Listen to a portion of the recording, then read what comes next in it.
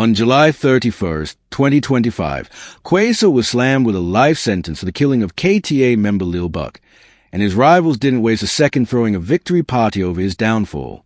From BBY's father straight up, saying he felt nothing but joy. Know you killed somebody. You know you did it. Why you going to trial?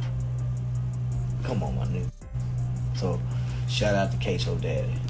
To Charleston White openly siding with Ksoo's own dad for taking the stand against him. Lil Baby's father. Right. How you doing, man? How's your mental right now? Right now I'm in a good space. I got a little drink in my system, so I'm I'm happy right now, you know. But yeah, we are. Let's break down how people reacted to Ksoo's sentencing. For Bibby's parents, especially his father, this was a justice they'd been waiting years to see. He'd carried the pain of his son's murder for so long, forced to watch Ksoo roam free and even boast about it in his songs.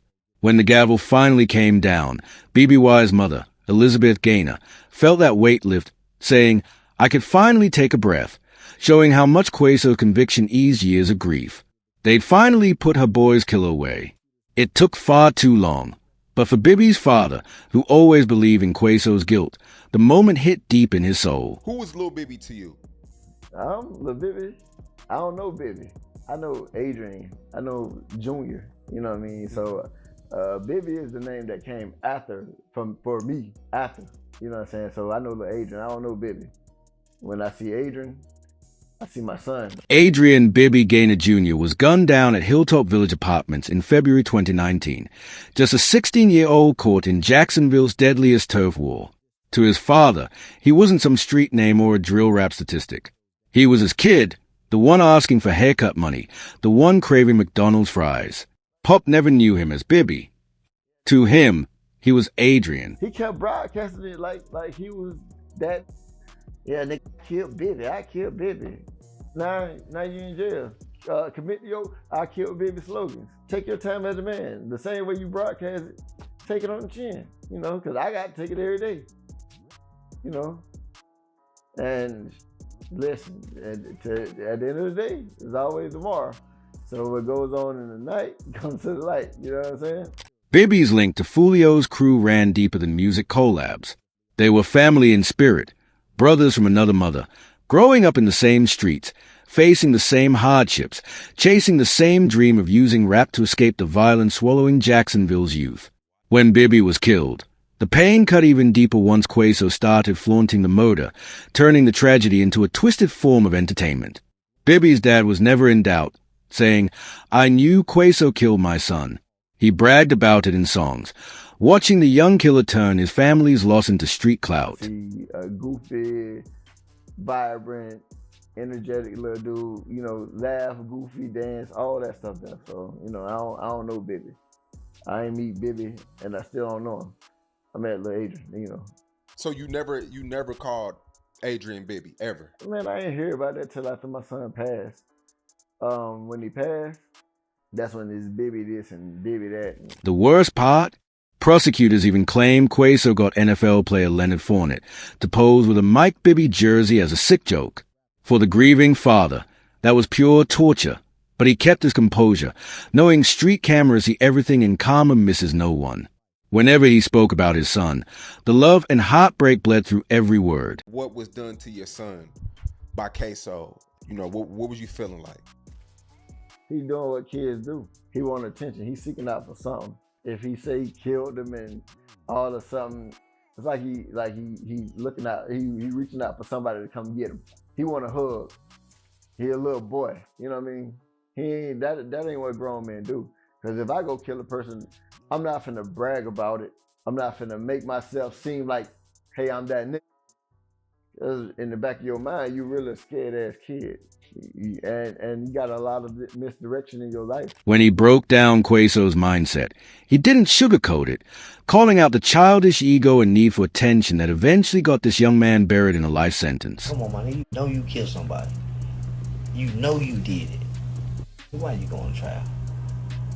Come on, my nigga. So, shout out to Ksoo daddy. Lil Boosie. Shout out to Ksoo daddy. And put me in the mix. As your daddy, I'm going to come rescue and respond to you. But when you get caught and caught up, Come on, my nigga. Don't take daddy down with you. Think about your brothers and your sisters. You didn't love daddy enough not to put me in. You didn't call your mama. This whole case shines a light on how drill rap culture turns real murders into catchy hooks and viral posts, forcing families to relive their pain every time the track plays. But Bibby's father stood strong, knowing his son's name would live forever, while his killer would grow old behind prison walls. In Jacksonville's rap scene, everybody becomes another voice, every family another victim. With Ksoo now facing life, plus his pending Bibby trial, this father can finally breathe, knowing the man who took his son will never walk free again. And while the families felt a measure of closure, the media was exploding with takes, and none louder than Charleston White. When news broke that Ksoo's dad testified against his own son, Charleston dropped one of the wildest statements hip-hop has ever heard. While the culture argued over loyalty versus justice, Charleston made it clear he'd snitch on his own kid too if they were deep in gangster life. In one move, he shattered an unspoken street rule. Now, and this is a warning to all of y'all who consider crimes and y'all say very dumb things. I have to try to let you know that some of the things you're saying are just flat out stupid. Charleston isn't just some loud internet troll. He's a Texas firebrand who's been calling out hip-hop's obsession with gang violence for years. He has followed the ATK-KTA war closely, especially after Foolio's murder, making his opinion even more relevant when Ksoo's street karma caught up. What made his stance explosive was his own past, that resurfaced 1991 video of him, at just 16, testifying against his friend Antoine Doolittle in a fatal shoplifting case. It proved Charleston wasn't just talking for clout.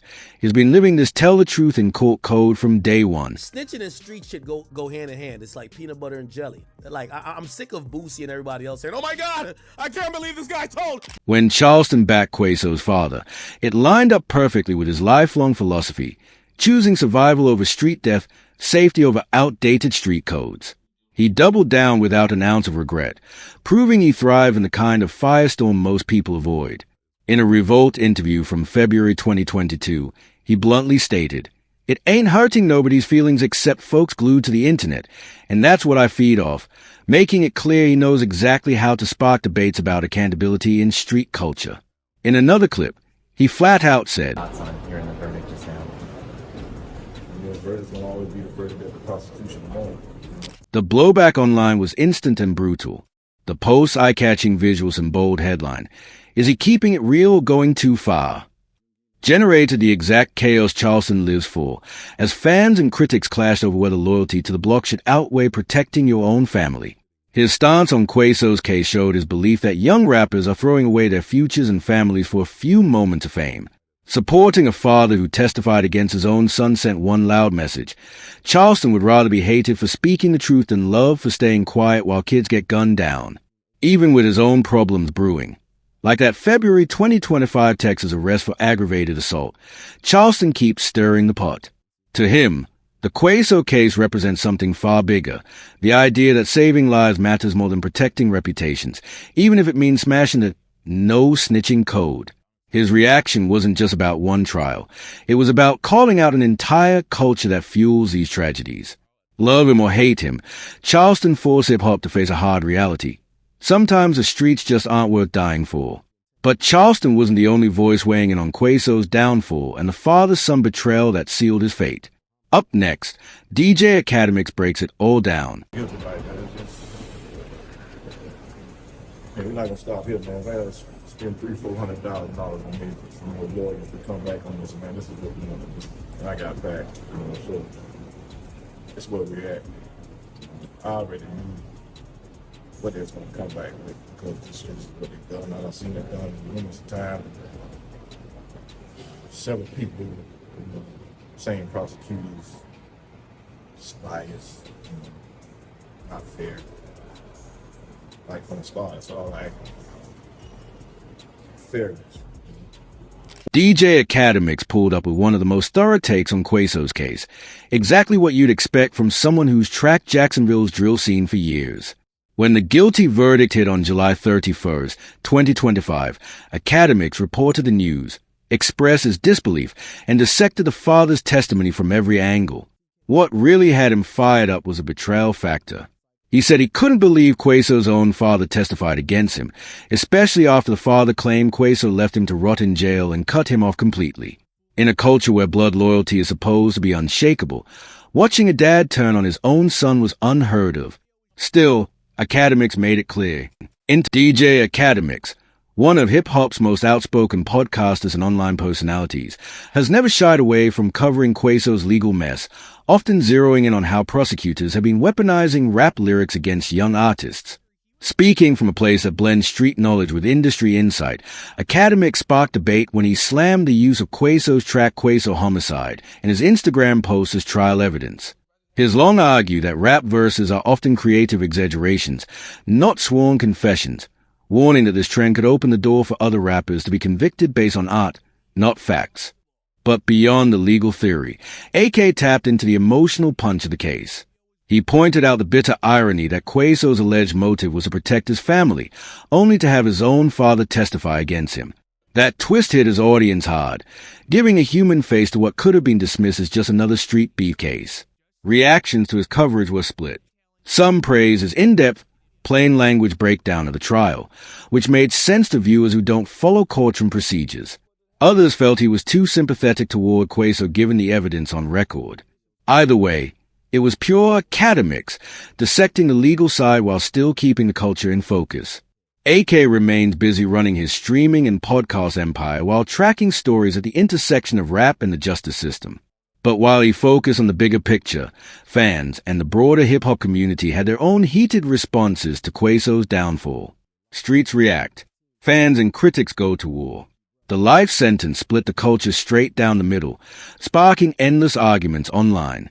On Reddit's Duval County, user Camp 9916 posted before the verdict, "I thought Ksoo might walk, but now that they killed Foolio, this is gonna seal everyone's fate, death or prison." It showed how fans tied Ksoo's fall to Jacksonville's largest cycle of retaliation. Others weren't nearly as sympathetic. User UsmarBanks29 mocked the situation, pointing out how Ksoo and Whitaker's charges were upgraded after Foolio's death, with one reply saying, "They got Scotty saying RIP Theo while Ksoo's in county still dissing Foolio." The mocking tone reflected how some felt Ksoo brought the consequences on himself. Then came the most explosive reaction, from Ksoo himself. After the verdict, he jumped on Instagram, writing, "I had an all-white jury, 3 white state attorneys, a white judge, and all the portraits in the courtroom were white judges. Every black juror I tried to pick was struck by the state." The post accused a court of racial bias and lit up social media. On YouTube, one commenter claimed, "Ksoo was set up by his own people. This system is rigged." While another fired back, "He did it and bragged about it. Now he's paying the price." The divide was sharp. Some saw injustice, others saw karma. Even legal experts chimed in. Jacksonville attorney Shannon Schott reminded the public, "In Florida, there's no parent-child confidentiality. We have spousal, clergy, attorney, doctor, but no parent-child." That legal reality undercut the outrage about the father's testimony. Prosecutors framed the conviction as a win against gang violence. State Attorney Melissa Nelson said, 5 years ago, Hakeem Robinson and Leroy Whitaker stalked and killed a man in broad daylight over drill rap disputes. Today, a jury held them accountable for their brazen crimes. Critics of drill rap pointed to the case as proof the genre fuels real-world bloodshed, while the defense argued prosecutors twisted art into criminal intent, hinting that cultural bias played a role in conviction. Vlad TV noted how Ksoo's Instagram rant about racial bias ignited fierce debate. Supporters cried unfair trial, while detractors pointed to damning evidence, from dashcam footage to eyewitness accounts. In the end, Ksoo's story became more than a murder trial. It was a spotlight on betrayal, race, rap, and the crumbling of street codes, a mirror reflecting everything messy about hip-hop's dance with the justice system. ATK Scotty's father speaks. When Leroy ATK Scotty Whitaker was convicted alongside Ksoo, his father's courtroom reaction showed a man torn between love and reality. Speaking during the trial, he said, "We're going to wait for the outcome and see how it plays. I'll keep my head up and chest out." Holding on to hope while knowing deep down that the evidence left his son almost no way out. Scotty's link to Ksoo ran far deeper than most outsiders ever realized. This wasn't some random crew member swept up in the chaos. Leroy ATK Scotty Whitaker was Ksoo's own cousin, a fellow ATK affiliate, and his co-defendant in the McCormick murder case. On July 3, 2025, he was found guilty of first-degree murder and burglary. The evidence painted a damning picture. Scotty was in the getaway car and took part in the home invasion that followed the shooting. Once co-defendant started flipping and giving testimony, his fate was sealed. What made his father's courtroom words so impactful was the sheer restraint and dignity he displayed while facing one of the most devastating moments any parent could endure. While other families in similar situations broke down, lashed out at the system, or made excuses, Scotty's father stayed calm, focused on the process, and refused to publicly betray his son. He didn't take the stand, but his statement revealed a family rooted in resilience, even in the face of the harsh truth. His son might never walk free again. Scotty and Ksoo's relationship went beyond blood. They weren't just cousins. They were partners in a deadly mission that shattered multiple households. According to testimony from Boehner and DNA pulled from the home invasion scene, Whitaker wasn't simply caught in the wrong place at the wrong time. He was a willing, active participant in a calculated murder plot that shocked even veteran investigators with its ruthlessness. The air in the courtroom grew heavy when Scotty's father spoke. You could feel the weight of generational pain and the collapse of a family's legacy pressing down on everyone. His words hinted at years of trying to steer his son away from the streets, only to watch him get pulled under by loyalty to the gang life. His calm delivery stood in sharp contrast to the raw chaos and emotion that had dominated the trial. Throughout the proceedings, Scotty himself stayed silent, not out of apathy, but because his defense team knew one wrong word could be turned against him. In that silence, his father's voice carried the burden for the family, trying to hold on to dignity while the world judged them in real time. This wasn't just about legal consequences. It was about watching how one violent choice can ripple through generations, destroying families who had nothing to do with the original street beef. Now serving a life sentence in a Florida state prison alongside Ksoo, Whitaker has become another pivotal figure in the legal wreckage of the ATK-KTA feud. His father's measured composure stands in stark contrast to the grief and fury coming from the other side of this bloody Jacksonville war. It's a quiet dignity, the kind that tries to preserve humanity in the middle of devastation. And while Scotty's family carries that weight, the victims' loved ones had their own powerful, heart-wrenching reactions, proof that these wounds cut deeper than the headlines can show. That's it, fam. If you want to keep following these stories, click the card on screen and stay locked in for more.